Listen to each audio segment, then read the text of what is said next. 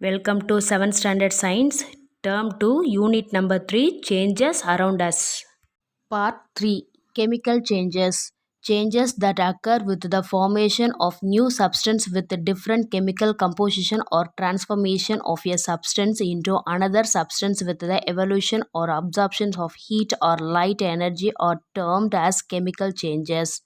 Rusting of iron, burning, curdling of milk, reaction of baking soda with lemon juice, fermentations are some examples of chemical changes. ஒரு பொருள் புதுசாக உருவாகுது அப்படின்னாக்கா அந்த பொருள்லேருந்து வெளிப்படக்கூடிய வெப்பமோ அப்படி இல்லைன்னா ஒளியோ வெளிப்பட்டுச்சு அப்படின்னாக்கா அந்த பொருள் வேறு ஒரு பொருளாக மாறுது. அதுக்கு தான் என்ன பேர் அப்படின்னு பார்த்தீங்கன்னாக்கா கெமிக்கல் சேஞ்சஸ் அப்படின்னு சொல்லுவோம். இதுக்கு என்னென்ன எக்ஸாம்பிள் சொல்லலாம் அப்படின்னு பார்த்தீங்கன்னாக்கா இரும்பு துருப்பிடிக்கிறது, பால் தயிராக மாறுறது, லெமன் ஜூஸோட சமையல் சோடா சேர்த்து அதில் நடக்கக்கூடிய ரியாக்ஷன்ஸு, அப்புறம் நொதிக்கும் தன்மை, இது எல்லாமே எதுக்கான எக்ஸாம்பிள் அப்படின்னு பார்த்தீங்கன்னாக்கா கெமிக்கல் சேஞ்சஸுக்கான examples. Chemical changes are very important in our lives. All the new substances which we use in various fields of our life are produced as a result of chemical reactions. Some of the examples of the important of chemical changes are given below. நம்மளோட daily லைஃப்பில் வேதியியல் மாற்றங்கள் மிகவும் முக்கியமான ஒன்றா இருக்குது. நம்மளோட daily லைஃப்பில் பயன்படுத்தக்கூடிய பொருட்கள் வேதியியல் மாற்றங்களால் உருவானதாக தான் இருக்கும். அதோட முக்கியத்துவம் என்ன அப்படின்றத நம்ம பார்க்கலாம். Metals are extracted from their naturally occurring compounds called ores by a series of chemical changes. Medicines are prepared by carrying out a chain of chemical changes. The materials such as plastics, soaps, detergents, perfumes, acids, bases, salts, etc. are all made by carrying out various types of chemical changes. Every new material is discovered by studying different types of chemical changes. அதாவது இயற்கையிலே காணப்படக்கூடிய தாது உப்புகள்லேருந்து பல தொடர்ச்சியான வேதியியல் மாற்றங்கள் நடக்குது இல்லையா, அதனால் நம்ம என்ன பண்ண முடியும்னாக்கா உலோகங்களை தனியாக பிரித்து எடுக்க முடியும். அதை தான் இங்கிலீஷில் மெட்டல் அப்படின்னு சொல்கிறோம். நெக்ஸ்ட்டு செகண்ட் பாயிண்ட் அப்படின்னு பார்த்தீங்கன்னாக்கா இந்த கெமிக்கல் சேஞ்சஸ்னால் மெடிசன்ஸை நம்மளால் தயாரிக்க முடியுது.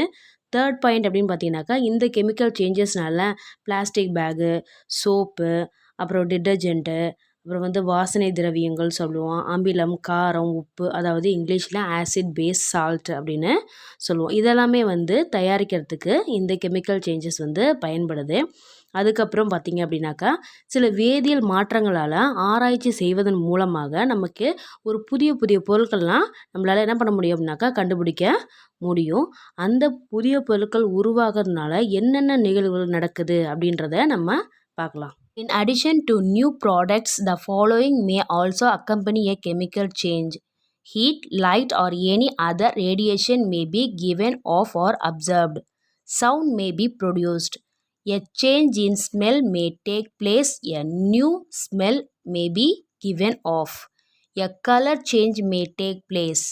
A gas may be formed. இந்த கெமிக்கல் சேஞ்சஸ்னால என்னென்ன நிகழ்வுகள் நடக்குது அப்படின்னு பார்த்தீங்கன்னாக்கா வெப்பம், ஒளி, அப்படி இல்லைன்னா ரேடியேஷன் வெளியிடுது. அதுக்கப்புறம் சவுண்டை வெளியிடுது. ஆல்ரெடி அதில் ஸ்மெல் இருக்கும். பட் இந்த கெமிக்கல் சேஞ்சஸ்னால புதுசாக ஏதாவது ஒரு ஸ்மெல் உருவாகலாம். அப்புறம் கலர் சேஞ்சஸ் நடக்கும். அப்புறம் கேஸ் ஃபார்மேஷன் இருக்கும். Explosion of a firework is a chemical change. We know that such as explosion produces heat, light, sound and unpleasant gases that pollute the atmosphere. That is why we are advised not to play with fireworks.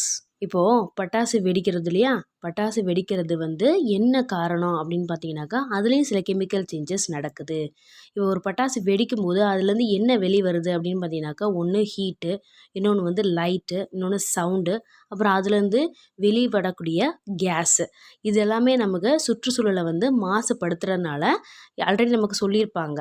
So அதனால் என்ன பண்ணக்கூடாது அப்படின்னாக்கா நம்ம அந்த பட்டாசோட என்ன பண்ணக்கூடாது, விளையாடக்கூடாது அப்படின்னு நமக்கு வீட்டில் அப்பா அம்மாலாம் சொல்லியிருப்பாங்க இல்லையா. You must have noticed that a slice of an apple acquires a brown color if it is not consumed immediately. Color of the potato remains the same when stored in water, but there is change in color with the piece kept in air. Look at the cut brinjal kept in air. The change of color in these cases is due to the formation of some new substances which you will learn in higher classes. Are these not chemical changes? அதாவது cut பண்ண apple துண்டை வந்து நம்ம சாப்பிடாம வச்சுட்டே இருந்தோம் அப்படின்னாக்கா கொஞ்ச நேரத்தில் அது என்ன ஆகும் அப்படின்னாக்கா கலர் சேஞ்சஸ் நடக்கும். ஸோ ஒரு மாதிரி ப்ரௌன் கலரில் மாறும் இல்லையா? ஸோ அதுக்கு என்ன ரீசன் அப்படின்னு பார்த்தீங்கன்னாக்கா கெமிக்கல் சேஞ்சஸ். அதே மாதிரி பொட்டேட்டோ இருக்கு இல்லையா, அதை வந்து தோலை சீவிட்டு தண்ணியில் போட்டு வச்சுருந்தோன்னா அந்த உருளைக்கிழங்கோட நிறம் வந்து மாறாது. பட் அதே வந்து நம்ம வெளியில் வச்சுருந்தோம் அப்படின்னு பார்த்தீங்கன்னாக்கா அதோட கலர் வந்து சேஞ்சஸ் இருக்கும். அதே மாதிரி தான் பிரிஞ்சாலை கட் பண்ணி வச்சுருந்தோம் அப்படின்னாக்கா அதை காற்றுல வந்து என்ன ஆகுனாக்கா கெமிக்கல் சேஞ்சஸ் நடக்கிறதுனால கலர் வந்து மாறுது. ஸோ இது எல்லாத்துக்கும் என்ன காரணம் அப்படின்னு பார்த்தீங்கன்னாக்கா கெமிக்கல் சேஞ்சஸ் தான் காரணம். ஸோ இதை பற்றி தான் நம்ம பெரிய கிளாஸில் படிப்போம். Next we have to see rusting of iron. In class 6 we have already studied that rusting is an example of a chemical change. Now shall we read why the process of rusting is called a chemical change. அதாவது இரும்பு துருப்பிடிக்கிறதுக்கு என்ன காரணம்னு பார்த்தீங்கன்னாக்கா chemical changes தான் காரணம் அப்படின்றத நீங்கள் 6th ஸ்டாண்டர்டில் படிச்சிருப்பீங்க. இந்த இரும்பு துருப்பிடிக்கிறதுக்கு என்னென்ன காரணங்களால் இந்த கெமிக்கல் சேஞ்சஸ் நடக்குது அப்படின்றத நம்ம இந்த லெசனில் பார்க்கலாம். Do you know the iron pillar at Delhi? Amazingly, there is an iron that did not rust. There is an iron pillar at the Qutb complex in Delhi, which is more than 1600 years age. Even after such a long period, the iron pillar kept in open spaces has not rusted at all. This shows that Indian scientists made great advances in metal making technology even at 16th century, which enabled them to make this iron pillar having the quality of great rusting resistance. டெல்லியில் இருக்கக்கூடிய இரும்பு தூண் அதாவது குதுப்பினார் இருக்கு இல்லையா, அது வந்து இரும்பால் செஞ்சது தான். ஆனால் அது ஏன் துருப்பிடிக்கலை அப்படின்னு பார்த்தீங்கன்னாக்கா டெல்லியில் இருக்கக்கூடிய அந்த குதுப்மினார் வளாகத்தில் வந்து 1600 ஆண்டுகளுக்கு பழமை வாய்ந்த அந்த இரும்பு தூண் வந்து இந்த நூற்றாண்டு வரையிலும் என்ன ஆகலை அப்படின்னாக்கா துருப்பிடிக்கலை. அதுக்கு மேற்பகுதியிலையும் பார்த்தீங்கன்னாக்கா கூரை அப்படி எதுவுமே கிடையாது.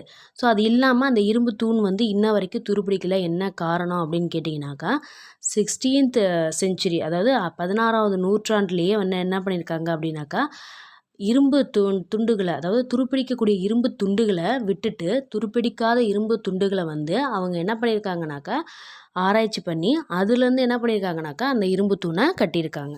Rusting is one change that affects iron articles and slowly destroys them. Since iron is used in making bridges, ships, cars, truck bodies and many other articles, the monetary loss due to rusting is huge. The process of forming rust is represented as follows. துருப்பிடித்தல் அப்படின்னு தமிழில் சொல்லுவோம். இது வந்து இரும்பு பொருட்களை வந்து பாதிப்படைய செஞ்சு கொஞ்சம் கொஞ்சமாக என்ன பண்ணோம் அப்படின்னாக்கா ஃபுல்லாக அது துருப்பிடிக்க வச்சு அழிச்சிடும். அந்த மாதிரி என்னென்ன இருக்குது அப்படின்னு பார்த்தீங்கன்னாக்கா பாலம் கட்டுறது, அப்புறம் கப்பல் செய்கிறது, அப்புறம் காரு, அப்புறம் லாரியில் இருக்கக்கூடிய பாகங்கள், ஸ்பேர் பார்ட்ஸு. ஸோ இதெல்லாமே வந்து உறுதியான பொருளான இரும்பால் செய்யப்படுறதுனால அது நாளடைவில் என்ன ஆகும்னாக்கா துருப்பிடிச்சு வீணாக போகுது இல்லையா? அப்போ வீணாக போச்சுனாக்கா பெரிய இழப்பு தான் ஏற்படும். என்னென்ன முறையில் வந்து இந்த துரு உருவாகுது அப்படின்னு பார்த்தீங்கன்னா 2Fe + 2O2 from air plus 2H2O it gives 2Fe2O3.H2O. For rusting to take place, both oxygen and water is essential.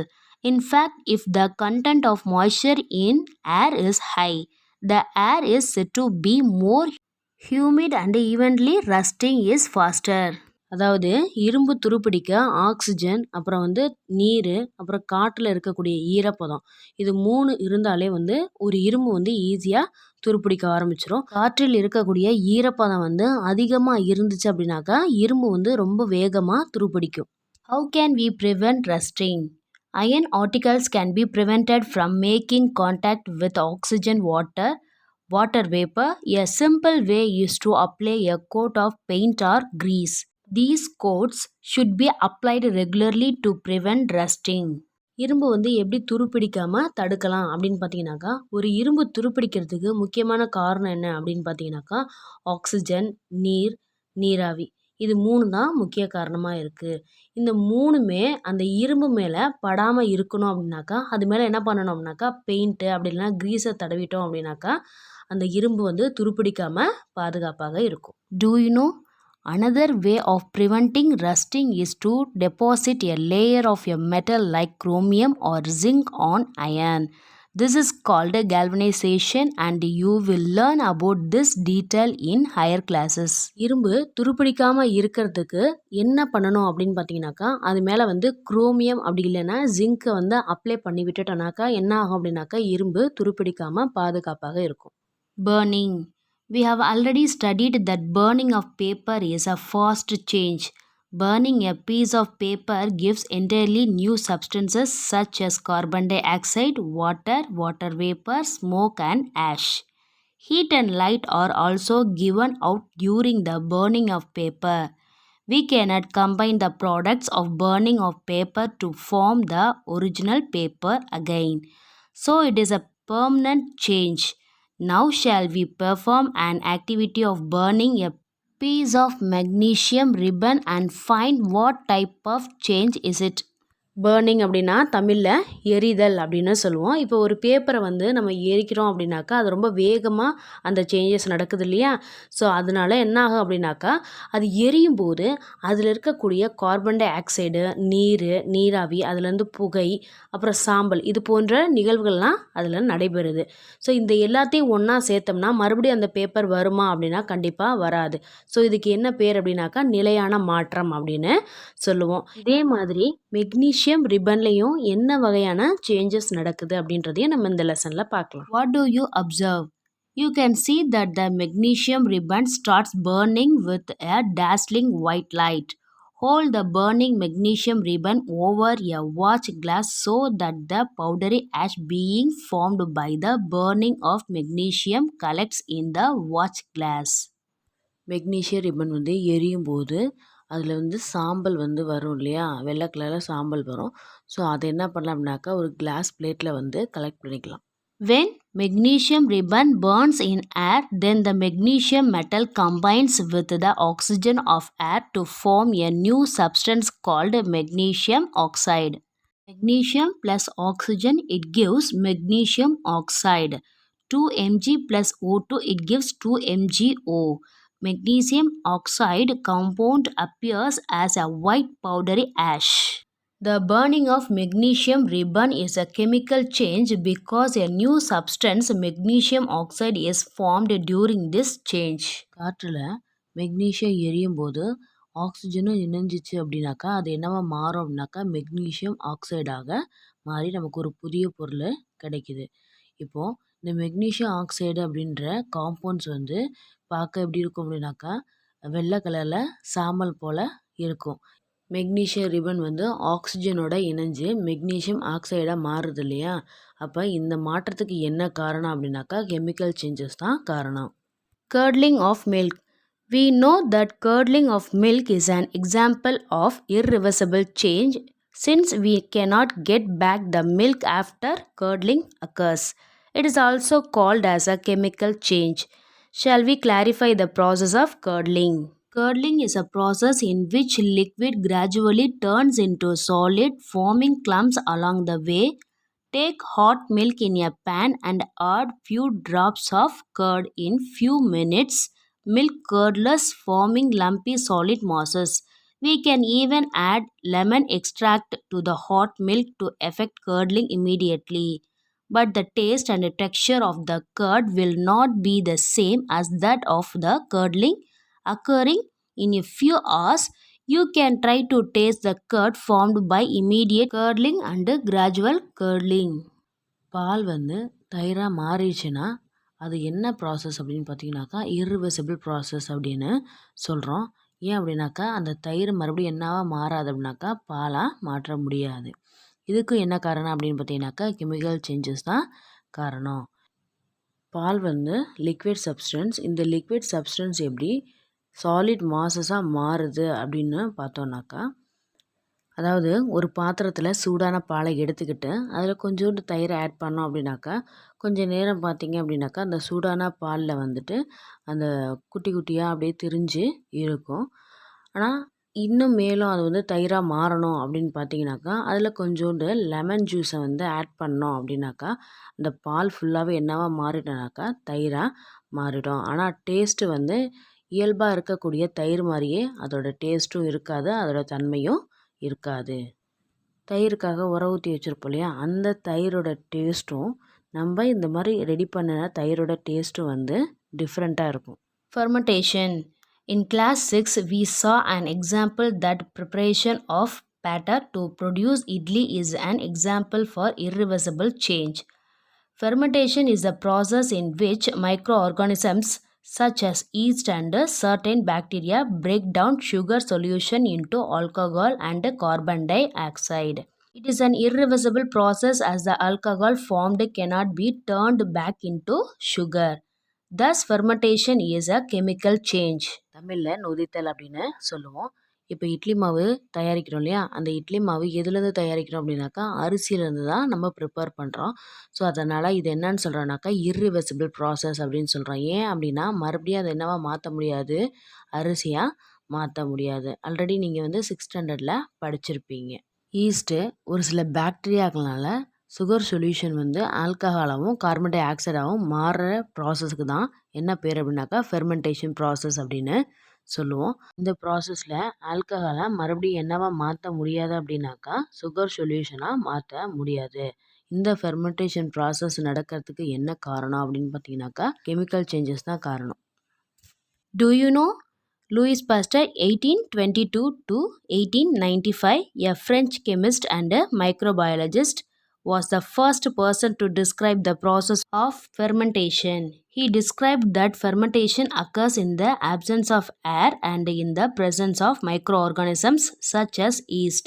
He discovered the cure for rabies. Louis Pasteur வந்து 1822லேருந்து 1895 அப்படின்ற ஃப்ரெஞ்சு கெமிஸ்ட் இவர், மைக்ரோபயாலஜிஸ்ட்டும் இவர் தான். ஸோ இவர் வந்து முதல்ல fermentation ப்ராசஸோட நிகழ்வை வந்து செஞ்சு காட்டினார்.